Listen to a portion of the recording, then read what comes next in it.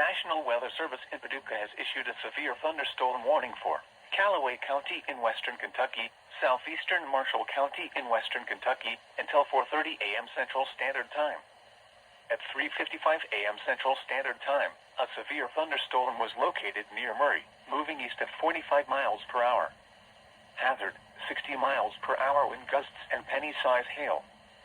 Source, radar indicated. Impact, expects damage to roofs, siding, and trees. This severe thunderstorm will remain over mainly rural areas of Callaway and southeastern Marshall counties, including the following locations: Aurora, Hardin, Cherokee, and Harris Grove. A tornado watch remains in effect until 7 a.m. Central Standard Time for western Kentucky. For your protection, move to an interior room on the lowest floor of a building.